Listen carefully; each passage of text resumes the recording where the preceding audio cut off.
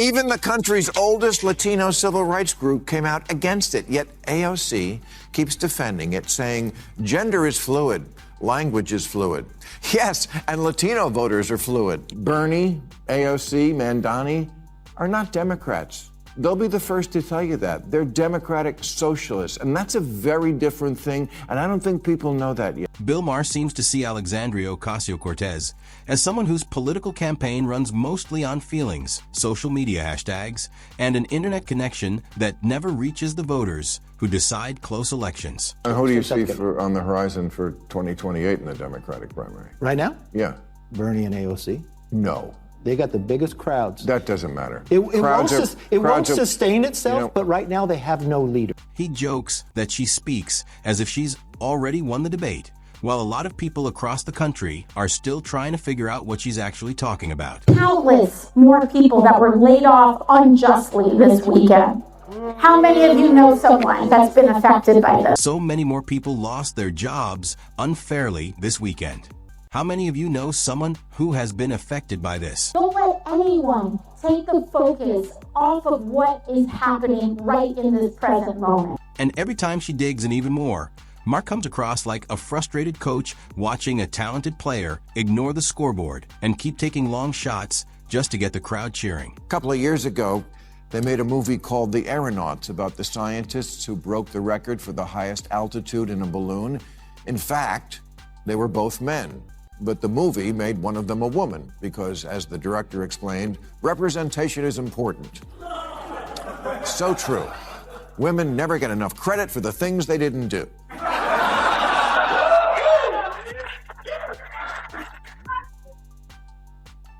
I think Meryl Streep should play Seabiscuit, so every girl will know she too can grow up to be a rapist. It has been nearly a year since Bill Maher began his ongoing battle against what he describes as the woke movement. 50 years ago, an activist for Native American causes named Sacheen Littlefeather was the first person in Oscar history to walk on that stage and say, I know this award is for acting, but I'm going to bore you with my politics anyway.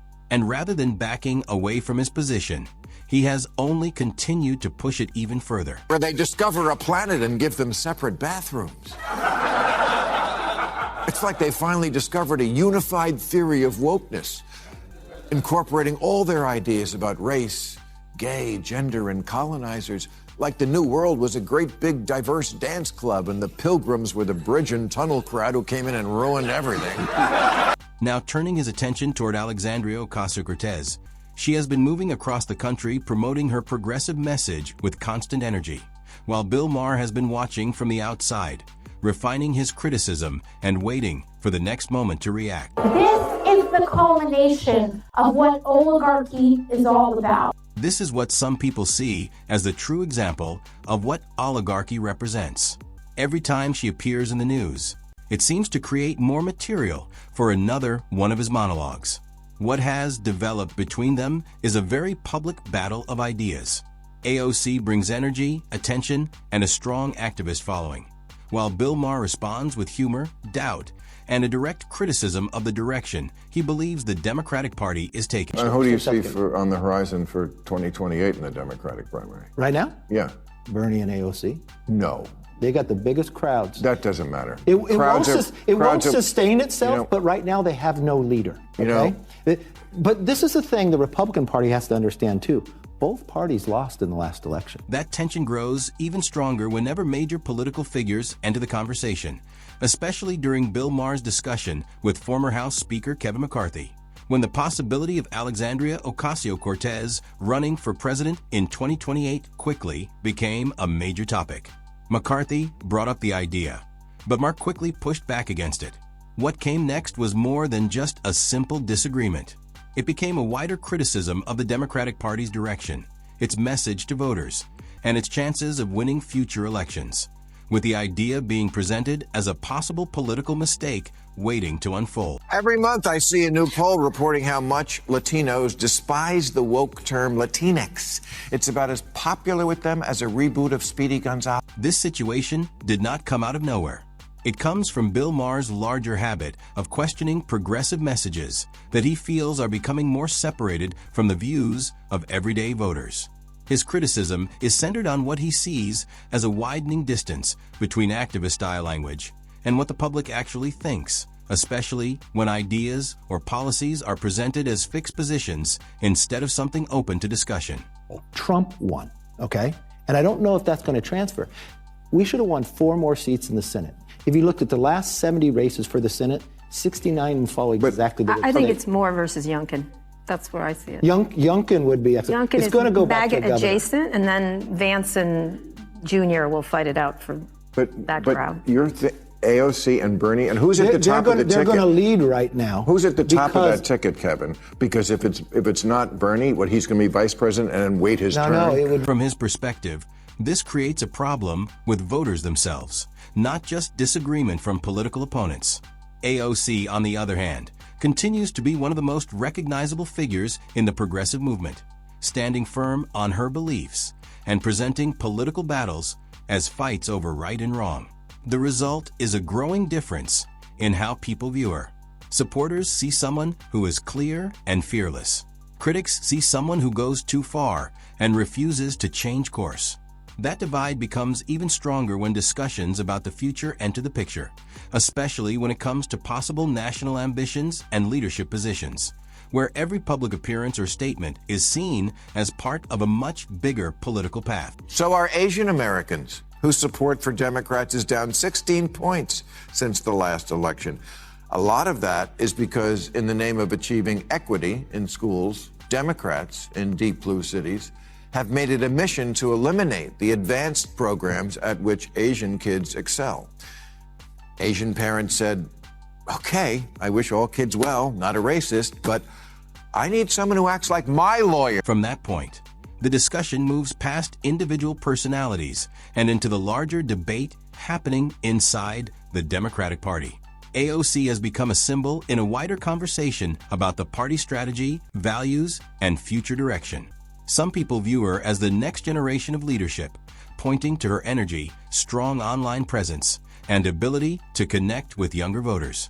Others believe she carries political risks, saying her message focuses too much on conflict and does not connect as well with people outside strong ideological groups. Bernie's been running each time. I'm just saying who's in the lead right now. I don't think that's how it ends up. But big crowds don't necessarily mean who's the right candidate. You know, when I started... No, but it drives where the ideas are going to go. It's going to drive the money for a while. It doesn't make them the winner. It doesn't make them the winner. You'll have to wait till you'll get 2 years out, and then you'll start seeing these governors that start showing solutions. You also have to know, what is the issue going to be? Are we going to have a foreign policy issue? Are we going to have an economic issue? And who's been the best in leading in that? But right now, for the Democrats, who's going to lead for the next 2 years?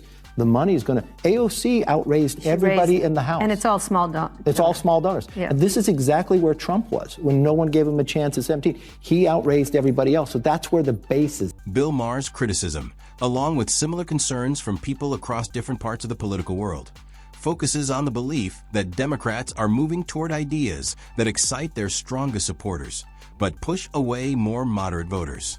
Supporters argue that this is what standing by your values looks like during a time of deep political division. The disagreement is not only about specific policies.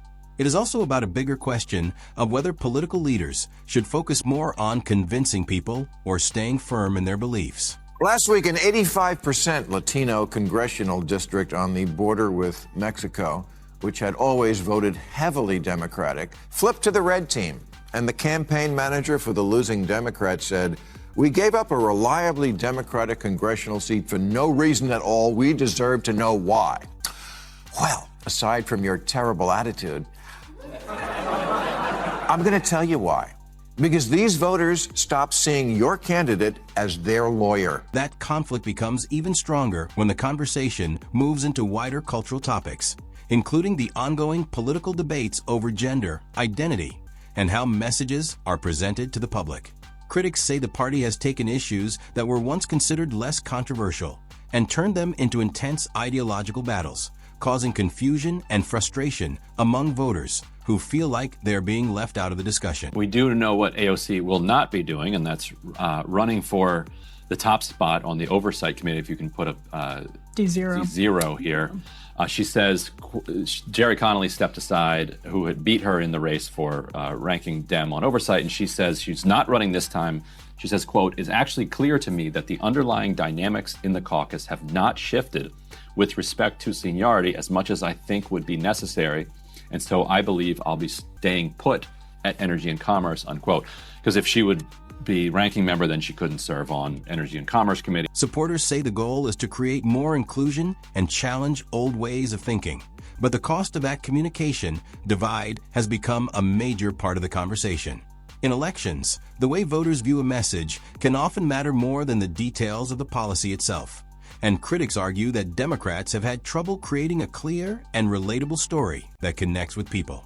Major political races have become examples used in this debate, with election results being viewed either as proof of messaging problems or as a result of unfair media coverage, depending on who is making the argument. If you're a parent and wanted schools to reopen a lot sooner than they did after COVID shutdowns, or think maybe your kid is getting a bad education partly because it's nearly impossible to fire a lousy teacher, yeah, you're going to say, congratulations, teachers, you got yourself a good lawyer. The Democratic Party's always got your back, 100%. But I've noticed my kid is kind of an idiot. So I may be looking for new representation. The criticism then expands into a discussion about how policy ideas are introduced and how the public reacts to them.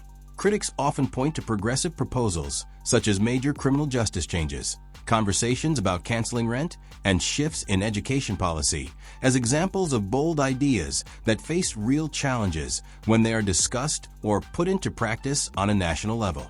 Supporters see these efforts as needed solutions to deeper system problems. Critics, however, argue that they do not always match the realities of how things work in the real world. The disagreement is not only about beliefs or political views. It is also about the difference between having a goal and actually making it work. AOC's political career on a national level is dead in the water. She is a joke. She's way too radical.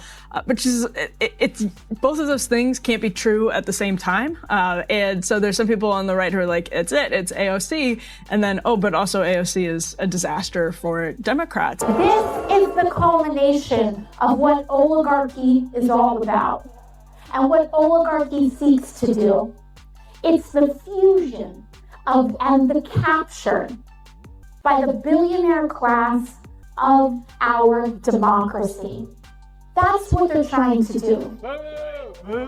But it's very important to understand that it is not sustainable. When policies face problems during the process of putting them into action, the difference between what people expect and what actually happens can become a major political issue, creating arguments about whether leaders went too far or simply made the wrong choices, depending on how each side views the outcome. President Biden wants to cancel hundreds of billions of dollars in student debt.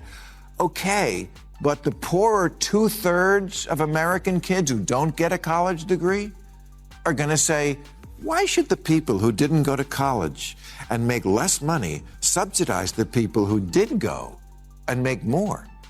You want me to chip in so some liberal arts college can build a bigger rock wall? Education has become one of the most sensitive examples in this larger debate. Changes involving school policies, teacher responsibility, and standardized testing have led to very different opinions from both sides. Critics point to weaker performance numbers in recent years as proof that some reforms failed or were missing important protections, while supporters argue that issues like the disruption caused by the pandemic and a lack of funding had a much bigger impact. Either way, education remains a major symbol of long-term consequences because, unlike many political topics, it directly shapes the lives and opportunities of future generations. That is why it continues to play such an important role in discussions about leadership, accountability, and whether government decisions are creating the results they were meant to achieve or causing problems no one expected. A universal basic income probably sounds pretty good to a lot of people struggling without a college degree. And a number of cities have been running pilot programs in guaranteed income. But the West Hollywood program had to be suspended because it was unconstitutional. They set up a program where 25 residents were to get $1,000 for 18 months, but only a few identified as LGBT, the rest of that. Why? Because they need money more than any other people? Because no one in West Hollywood will hire a gay person? Sitting above all of these debates is the larger discussion about political image and whether leaders are truly authentic. People often describe figures like AOC in two very different ways depending on their viewpoint. Some see her as a genuine grassroots voice helping change the direction of politics, while others view her as a media-focused politician whose message is carefully shaped to gain attention, reach more people, and drive engagement. AOC and Bernie, and who's at the top of the ticket? They're going to lead right now. Who's at the top of that ticket, Kevin? Because if it's not Bernie, he's going to be vice president and then wait his turn? No, it would be.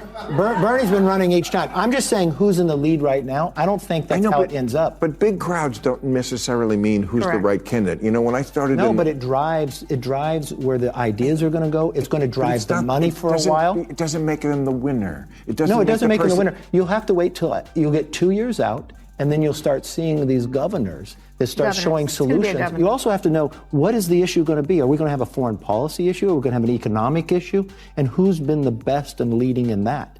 But right now, for the Democrats, who's going to lead for the next 2 years, the money is going to... AOC outraised everybody in the House. And it's all small donors. It's all small donors. Yeah. And this is exactly where Trump was. Critics question whether today's political identity is built more on presentation than real substance. Supporters, however, argue that being able to communicate effectively is a major part of political power. This debate becomes even stronger in a time when social media controls much of the conversation, attention spans are shorter, and messages have to stay timely, clear, and emotionally powerful to break through. The result is a political world where public opinion can change much faster than policies can be fully explained. When he ran in 2020, Bernie Sanders said he would legalize marijuana on his first day as president, but that the business of selling pot would be awarded first to those who suffered most from the drug war. And you know what? I can't argue with that instinct. The drug war has been a horrendous instrument of prejudice and punishment for racial minorities. So it seems fair that they jumped the line for weed franchises the way Indians did for casinos. But it's also what's holding up Republican support for legalizing weed nationally, which would be good for everybody. And these are the hard, practical choices the Democrats have to weigh. Redress the past, or reach out to the gettable white voter who says, you know what, I'd like a shot at getting in the pot business. But to do that, our entire audience. But to do that, I'm going to need a good lawyer who fights for me. At the same time, voter behavior is increasingly being viewed as a sign of how these political debates are playing out. Changes in demographics, regional voting trends, and shifts in party support are often used as evidence of either growing political strength or a possible voter reaction against certain ideas. So Oklahoma has now required their students in schools to learn that the 2020 election was tainted by fraud. What are your thoughts on that? Yeah, you could do that one. Look, come on, man. From my belief, the election was very clear. Biden won that election. Okay.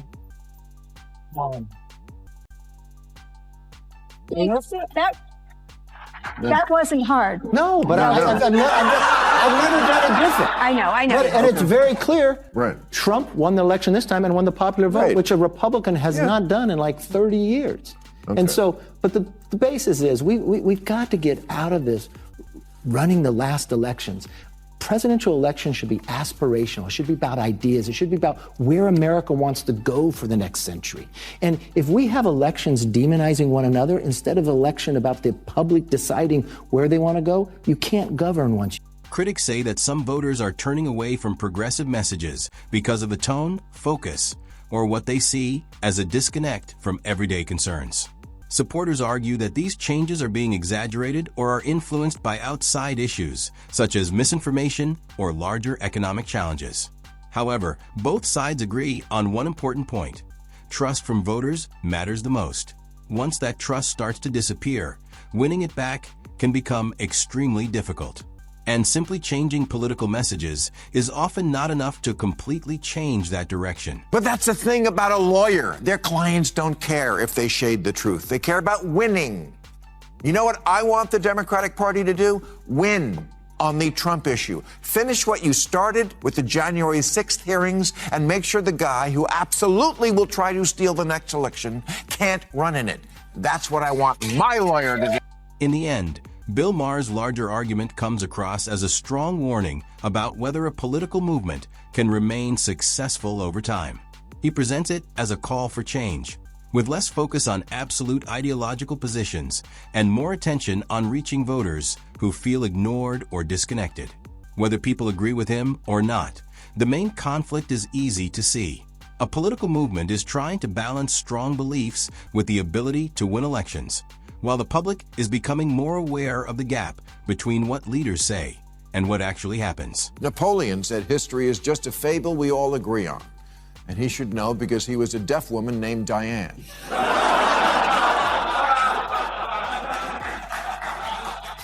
But it's also true that much of history is indisputably factual because we have artifacts and coins and birth records and archaeology, and somebody in Mesopotamia kept a record of how much grain they ate. It's not all up in the air to change or delete or make up based on what makes you feel better today. A couple of years ago, they made a movie called The Aeronauts about the scientists who broke the record for the highest altitude in a balloon. In fact, they were both men, but the movie made one of them a woman because, as the director explained, representation is important. So true. Women never get enough credit for the things they didn't do.